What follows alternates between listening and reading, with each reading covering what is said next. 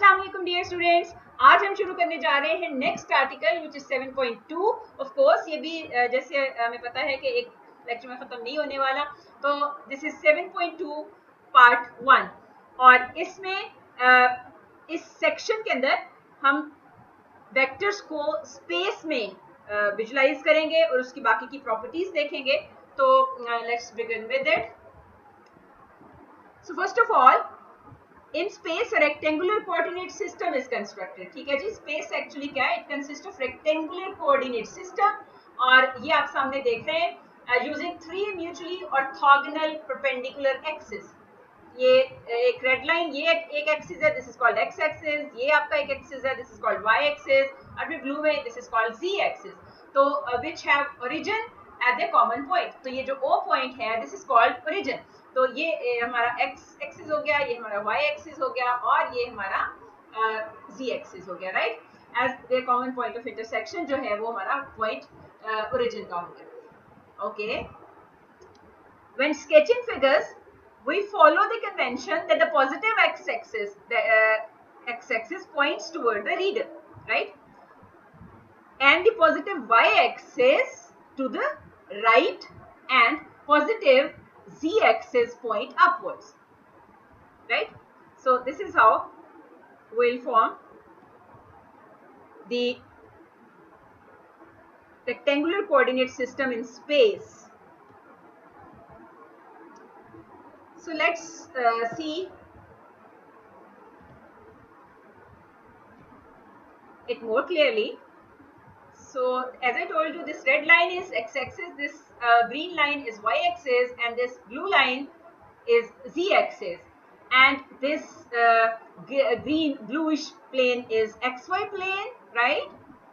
And the other two planes are xz and yz planes, and you can see the intersection of all these planes in fact form 8 octants. जिस तरह से आपके पास एक plane में 4 coordinates होते हैं जो कि डिवीजन से बनते हैं दोनों एक्सिस की इंटरसेक्शन से, यहाँ पर ये प्लेन्स हैं और इनकी इंटरसेक्शन से आपके पास क्या बन रहे हैं? 8 ऑक्टेंट्स बन रहे हैं। ठीक है, और यहाँ पर अगर हमने कोई पॉइंट प्लॉट करना है तो उसके कोऑर्डिनेट्स किस टाइप के होंगे? एक्स वाई जी टाइप के। तो इसी तरह अगर हम ये हमारा ओरिजिन का पॉइंट होगा, इसके साथ अगर हम मिला देंगे इस पॉइंट को तो हमारे पास एक वेक्टर इन स्पेस बन जाएगा। इसी तरह आप देख सकते हैं कि आपके पास एक और हमने यहाँ वेक्टर बनाया है जो कि डाउनवर्ड्स है इस प्लेन के। ये जो एक्स वाई प्लेन है उसके ऊपर जी पॉजिटिव है, यानी ये जो ब्लू वाला प्लेन है ग्रीनिश सा, इसके नीचे जी नेगेटिव, राइट?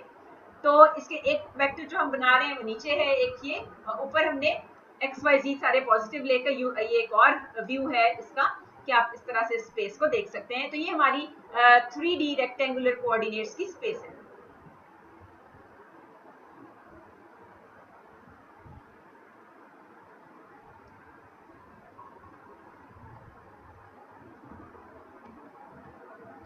और इसको हम इस तरह भी विजुलाइज कर सकते हैं, राइट हैंड रूल कहते हैं इसको, तो इससे भी विजुलाइज कर सकते हैं। इसमें आप देख सकते हैं कि ये जो आपका टर्न हो रही है ये वाली फिंगर और आपका थंब जो है वो अपवर्ड्स डायरेक्शन में है।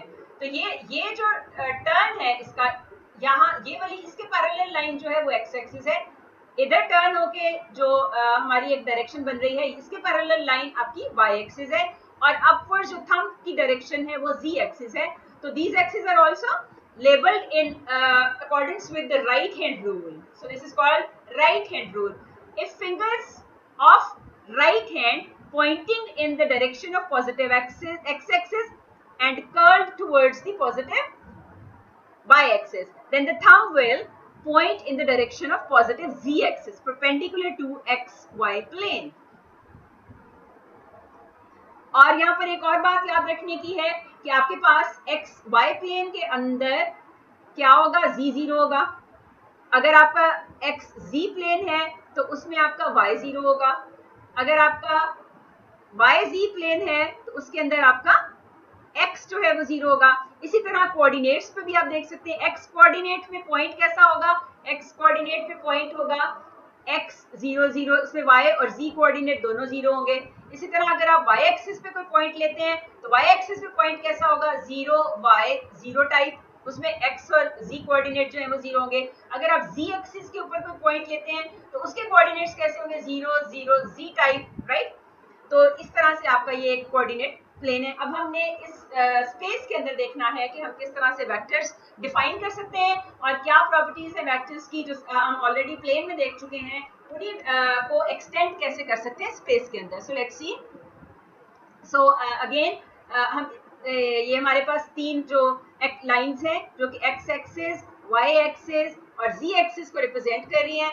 यहाँ पर हमने एक पॉइंट 1 2 3 बनाया, इसका मतलब इसका x कोऑर्डिनेट जो है वो 1 है, y कोऑर्डिनेट जो है वो 2 है और z कोऑर्डिनेट जो है वो 3 है। अब ये किस तरह बन रहा है, ये इसकी पॉइंट यानी आपने 1 यूनिट x एक्सिस के अलोंग लिए और y एक्सिस के पैरेलल एक लाइन ड्रॉ की। इसी तरह 2 यूनिट्स आपने इस पे y एक्सिस के ऊपर आइडेंटिफाई किए और एक लाइन ड्रॉ की वहां से x एक्सिस के पैरेलल, और जहां पर ये पॉइंट एक दूसरे को, ये दोनों लाइंस एक दूसरे को इंटरसेक्ट करती हैं, उस पॉइंट से हमने पैरेलल टू z एक्सिस एक लाइन ड्रॉ की जिसकी जो लेंथ है वो 3 हो। तो ये पॉइंट बना हमारा 1 2 3 और इस तरह से ये स्पेस में नजर आएगा और ये हमारे वेक्टर हो जाते हैं। अगर हम किसी भी स्पेस में पॉइंट एक्स वाई जी को ओरिजिन से फॉर एग्जांपल मिला देते हैं, उसका इनिशियल पॉइंट ओरिजिन है, टर्मिनल पॉइंट पी है, तो ये एक वेक्टर यू हमारे पास हो गया। स्पेस में कहीं भी हम कोई वेक्टर ड्रॉ कर सकते हैं, लेकिन सिर्फ क्या होगा कि उसके जो पॉइंट्स इनिशियल पॉइंट और टर्मिनल पॉइंट्स हैं वो चूंकि स्पेस में हैं तो उनके तीन कोऑर्डिनेट्स होंगे, एक्स वाई और z कोऑर्डिनेट्स होंगे। So how can we define addition and scalar multiplication in of the vectors in space. So let's see, जिस तरह से हमने प्लेन में डिफाइन की थी बिल्कुल इसी तरह हम यहाँ पर स्पेस में भी डिफाइन कर रहे हैं। तो स्पेस में हमारा वेक्टर जो है वो इस टाइप का होगा। जैसे आपको याद होगा कि प्लेन में हम वेक्टर क्या लेते थे, दो कंपोनेंट्स इसके होते थे x और y, और ये जो स्क्वायर ब्रैकेट है इट रिप्रेजेंट्स अ वेक्टर। इसी तरह यहाँ पर जो स्पेस में है तो आपके कंपोनेंट्स क्या हो गए, तीन कंपोनेंट्स हो गए, x component, y component and z component. तो आपका जो स्पेस में वेक्टर है it will look like this vector कि तीन उसके कंपोनेंट्स होंगे। अगर आप ये वाली नोटेशन यूज करते हैं स्क्वायर ब्रैकेट्स वाली तो एक्स वाई जी में लिखेंगे, और अगर आप वो आई जे वाली नोटेशन यूज करते हैं तो अब हमें यहाँ पर एक और यूनिट वेक्टर ऐड करना पड़ेगा in the direction of Z axis. तो वो आई जे के तीन हमारे पास यूनिट वेक्टर होंगे in direction of X Y and Z axis respectively. तो वो नोटेशन हम बाद में देखेंगे, अभी हम इसी नोटेशन के साथ देख रहे हैं। So addition can be defined by adding corresponding components. तो u अगर हमारा वेक्टर एक्स वाई जी है, v हमारा vector x dash y dash z dash है, तो u प्लस v क्या होगा, इन दोनों के कॉरिस्पॉन्डिंग कंपोनेंट्स को ऐड कर देंगे तो नया वेक्टर हमारे पास बनेगा x plus x dash, y plus y dash, z plus z dash. इसी तरह scalar multiplication of a vector, अगर हमारे पास कोई स्केलर है जो कि रियल नंबर है अल्फा और u हमारा वेक्टर है एक्स वाई जी, तो अल्फा u किसके इक्वल होगा, alpha times x y z. उसके कंपोनेंट्स क्या हो जाएंगे नए वेक्टर के स्केलर मल्टीप्लिकेशन के बाद, अल्फा एक्स, अल्फा वाई और अल्फा जी। अब हम डिफाइन करते हैं फॉर्मल के अब स्पेस में वेक्टर डिफाइन कैसे करेंगे, the set of all the ordered triples. पहले क्या थे, ऑर्डर्ड पेयर्स आर स्क्वायर में जब हम थे, अब हम आर क्यूब में हैं यानी स्पेस में हैं, और इसके जो पॉइंट्स जैसे हम ऑलरेडी डिस्कस कर चुके हैं कि ऑर्डर ट्रिपल्स हैं, लेकिन उसमें पॉइंट्स के लिए आप क्या यूज करें, पैरेंथेसिस, और वेक्टर के लिए क्या यूज कर रहे हैं, square bracket. So the set of all order triples of real numbers that is x y z are real numbers together with the rules of addition and scalar multiplication we have just defined is called the set of vectors in R cube। R cube क्या है, space आपकी R cube। R cube को हम जो define करते हैं formally, उसमें किस टाइप के पॉइंट्स होते हैं, x y d x y z such that x y z all are real numbers। ठीक है, तो ये हमारी R cube होती है, ये पूरी स्पेस है। तो इसमें अगर हमने कोई वेक्टर डिफाइन करना है तो वो इस टाइप का होगा, इसके कंपोनेंट्स होंगे x y और z। सो फॉर्मली जो हमारा वेक्टर u है इन R cube x y z, x y and z are called the components of u, जो कि मैं वर्ड बार बार यूज कर रही हूँ। सो हमने इसको प्रॉपर्ली डिफाइन भी कर लिया। अब ये सारी की सारी प्रॉपर्टीज ऑफ अ वेक्टर जैसे हमने प्लेन में पढ़ी थी वो सब की सब स्पेस में भी फुलफिल होती हैं। सो नेगेटिव ऑफ वेक्टर हम किस तरह से डिफाइन करेंगे? If we have a vector u in r cube x y z और अल्फा अगर हमारे पास r है, जो कि अभी हमने स्केलर मल्टीप्लिकेशन डिफाइन की है, तो अल्फा u हमारे पास क्या होगा? Alpha x, alpha y, alpha z। अब अल्फा को अगर हम -1 ले लेंगे तो हमारे पास नेगेटिव ऑफ वेक्टर u आ जाएगा, जो कि होगा -x -y -z, राइट? और this is also called additive inverse of this vector. Additive inverse का मतलब ये है कि अगर आप इस u वेक्टर को नेगेटिव u वेक्टर में ऐड करेंगे तो आपके पास जीरो वेक्टर, नल वेक्टर आ जाएगा, जो कि हम आगे डिफाइन करने जा रहे हैं। Okay, next, difference of two vectors. Difference में बिल्कुल उसी तरह कि कंपोनेंट वाइज आप डिफरेंस ले लेंगे। अगर हमारे पास u vector x y z है, v vector x dash y dash z dash है, तो इनका डिफरेंस कैसे डिफाइन करेंगे? u plus negative of v। तो वो हमारे पास क्या आ जाएगा?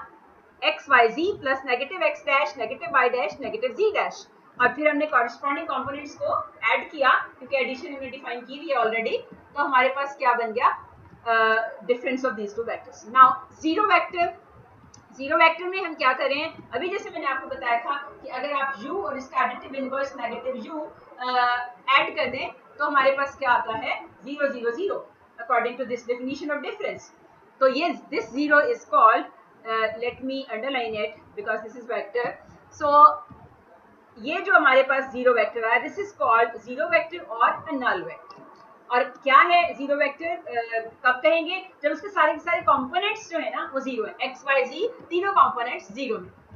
So next, equal vectors. बिल्कुल उसी तरह जैसे प्लेन में इक्वल वेक्टर्स होते हैं, इसी तरह हमारे पास स्पेस में भी इक्वल वेक्टर्स होंगे। और इक्वल वेक्टर्स कब होंगे? जब उनके कॉरेस्पॉन्डिंग कंपोनेंट्स इक्वल होंगे, राइट? तो x y z is equal to x dash y dash z dash if x is equal to x dash, y is equal to y dash and z is equal to z dash। तो हम कहते हैं कि u और v जो दोनों हैं वो इक्वल वेक्टर्स हैं। पोजीशन वेक्टर, पोजीशन वेक्टर का कॉन्सेप्ट भी वही है जो कि मैंने अभी आपको वो करके भी बताया कि अगर आप कोई point p x y z जो लेते हैं स्पेस के अंदर r क्यूब में, तो आपका वेक्टर x y z जो स्क्वायर ब्रैकेट के साथ हम इसको कह रहे हैं, ये इनफैक्ट वेक्टर क्या होता है? OP vector. So this OP vector is called position vector of the point P in space. ठीक? Magnitude of a vector, magnitude of a vector भी उसी तरह जैसे हमारे पास वहां था, वहां u अगर हमारे पास एक्स वाई है तो मैग्नीट्यूड क्या था? X square plus Y square से डिफाइन करते थे। अब हमारे पास एक्स वाई जी है आर क्यूब में, तो इसका मैग्नीट्यूड जो है वो हमारे पास x square plus Y square plus z square आ जाएगा। यानी आपने क्या किया? कंपोनेंट्स का स्क्वायर लिया, उनको ऐड कर दिया, जो सम आया उसका स्क्वायर रूट ले लिया। This is called magnitude of a vector और लेंथ ऑफ अ वेक्टर और नॉर्म ऑफ अ वेक्टर। और अब ये सारी जो हमने प्रॉपर्टीज पढ़ी है उसकी एप्लीकेशन के लिए हम एक एग्जांपल करते हैं।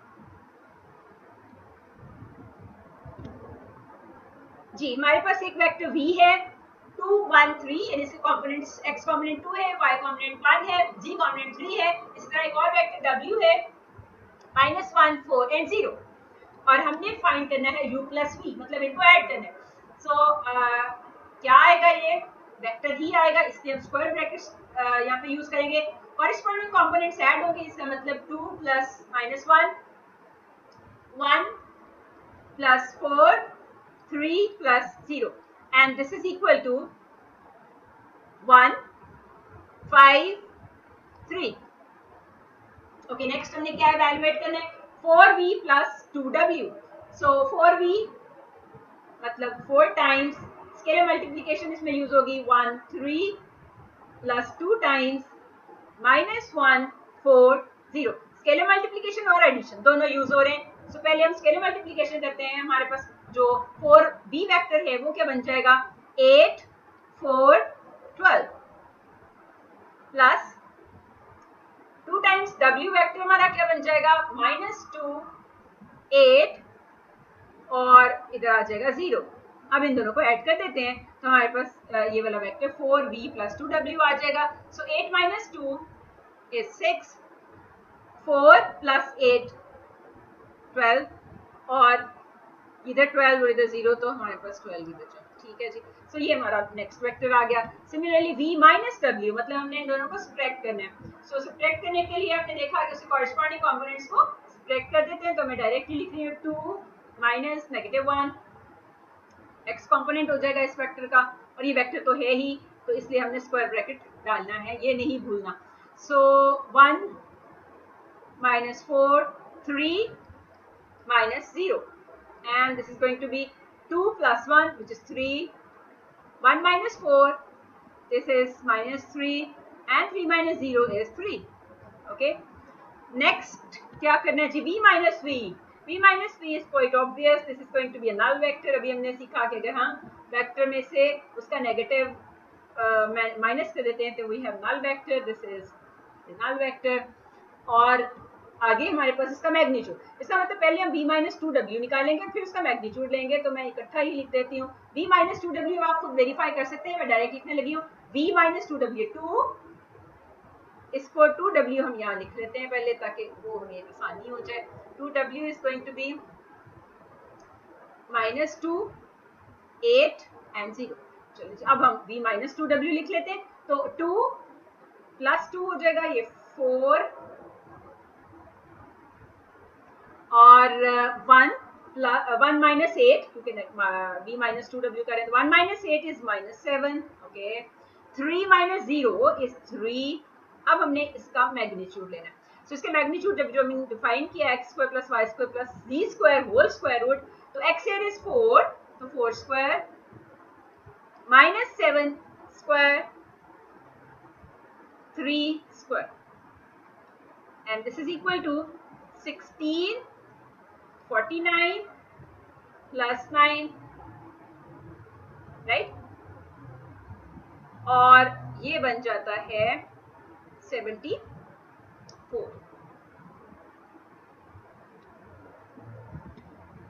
तो ये हमारे पास एप्लीकेशंस आ गई अभी जो हमने सीखा था सारा कुछ। तो दैट्स ऑल फॉर टुडे। आगे हम इसकी फर्दर प्रॉपर्टीज और इसकी एक और नोटेशन इंशाल्लाह करेंगे नेक्स्ट टाइम।